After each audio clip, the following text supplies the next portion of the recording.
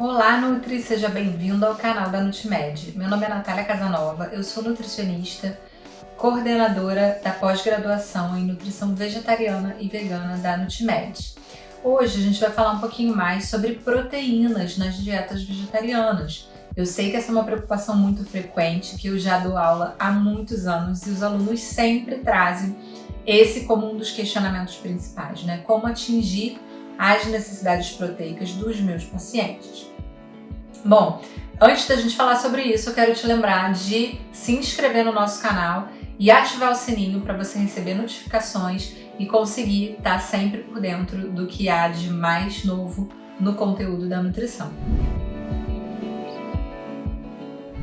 Então vamos lá. Bom, primeiro eu quero desmistificar algumas coisas que a gente traz desde que a gente vem da graduação. A gente aprende muitas vezes, eu pelo menos aprendi, que as proteínas têm um valor biológico e as proteínas vegetais teriam um valor biológico menor. Porém, a gente não utiliza mais esse termo, Na pós-graduação a gente aprende outras formas mais recentes, propostas pela FAO, para avaliar a qualidade da ingestão proteica dentro de uma dieta.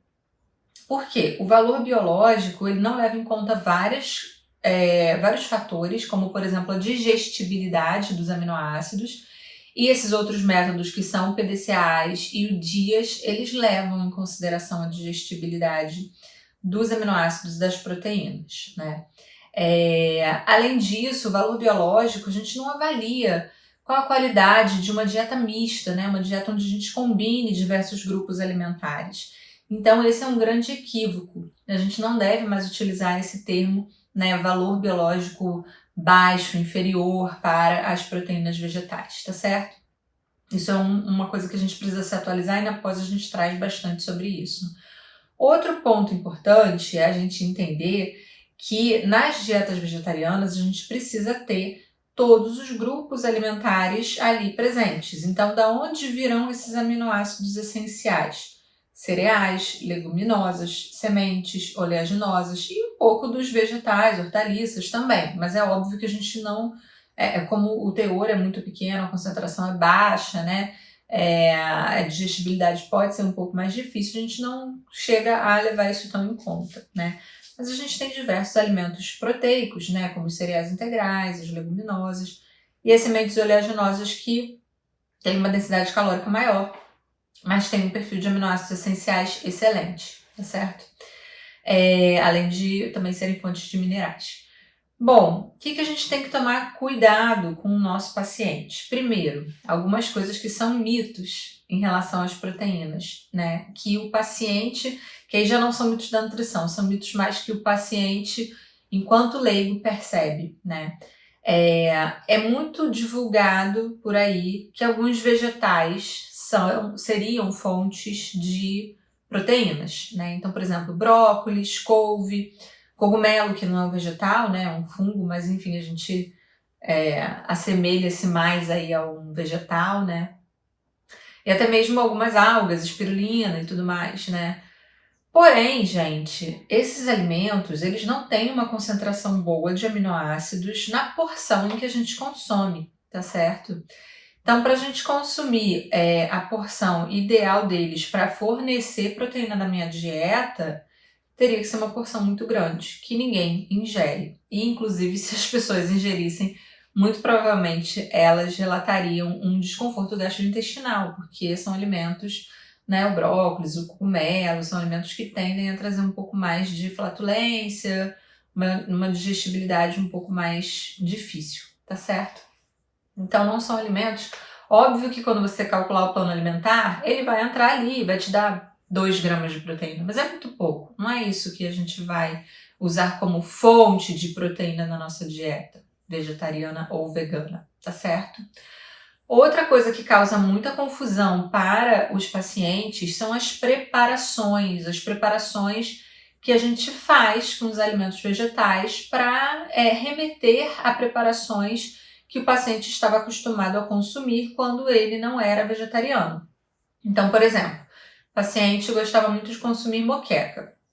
Aí você desenvolve com ele, ou ele vai num restaurante e consome frequentemente uma moqueca de banana da terra, uma moqueca de palmito, não vai ser um prato proteico, não vai ser a porção proteica do prato dele nesse dia, certo? É um estrogonofe que ele consumia de frango ou de carne, e aí de repente ele faz um estrogonofe de cogumelos, ou ele faz um estrogonofe de palmito, de abobrinha. Não será uma porção proteica, a não ser, óbvio, que você auxilie ele a adicionar proteína nessa preparação. Então, por exemplo, o molho desse estrogonofe pode ser feito com tofu batido. Aí o molho será proteico e o que vem ali misturado ao molho não acaba sendo uma fonte de proteína relevante, né? A carne de jaca, né? Que é a jaca verde desfiada, que fica super gostosa, com uma textura como se fosse um frango desfiado, né? Super versátil. Muita gente utiliza. E por ela ser erroneamente chamada de carne de jaca, né? É lógico que a gente chama vários alimentos que são carnudos de carne, né? Então, carne de caju, carne de coco, carne de jaca, pela textura, né? Mas traz a ideia para o paciente de que aquilo é uma preparação proteica. E eu já vi muitos pacientes e até mesmo pessoas nas redes sociais se surpreendendo ao descobrir que a carne de jaca não é proteica, não substitui uma proteína numa refeição, tá certo? Então, um escondidinho, uma coxinha, uma bacalhoada de Natal que foi feita com jaca, não será uma preparação proteica.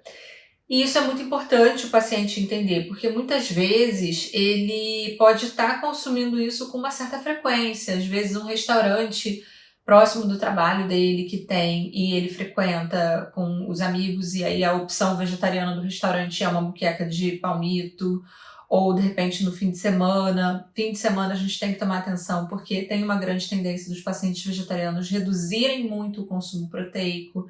Por causa disso, sai para comer, e aí é uma lasanha de abobrinha, é uma moqueca de palmito, é uma pizza, coisas que não têm a proteína em quantidade adequada para ele, né? E aí para alguns pacientes isso pode ser um problema.